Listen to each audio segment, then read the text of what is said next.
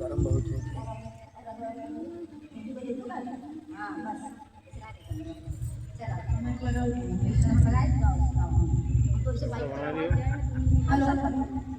माता भीमा के जन्मे ललनवा हो सुना भौजी हमार। माता भीमा के जन्मे ललनवा हो सुना भौजी हमार। सुना भौजी हमार, सुना भौजी हमार, सुना भौजी हमार, सुना भौजी हमार। माता भीमा के जन्मे ललनवा हो सुना भौजी हमार। माता भीमा के जन्मे ललनवा हो सुना भौजी हमार। गोरे गोरे मुहवा काली काली अखिया, गोरे गोरे मुहवा काली काली अखिया।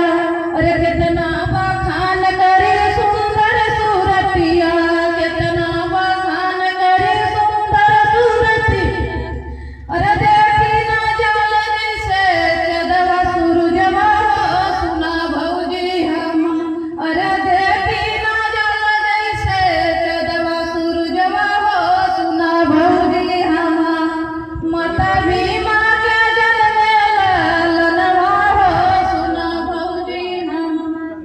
14 अप्रैल जेकर भइले जनमवा, 14 अप्रैल जेकर भइले जनमवा, 14 अप्रैल जेकर भइले जनमवा। देश विदेश जेकर जानेला जहनवा, देश विदेश जेकर जाने जहनवा, देश विदेश जेकर जानेला जहनवा।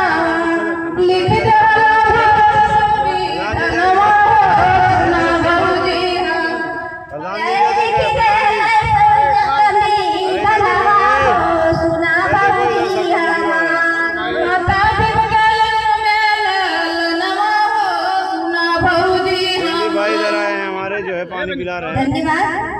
गीत कैसे करिए दोस्तों, आप सब लो भाई, हमारा भी आना चाहिए, हमारा भी लो एक गिलास बजा के। नीमा यादव के चैनल पर जाएगा और भोजी 10 पर, संगीता भोजी 10 पर और भोजी मनोज मंजू भारत चैनल, ये गीत हो जाएगा।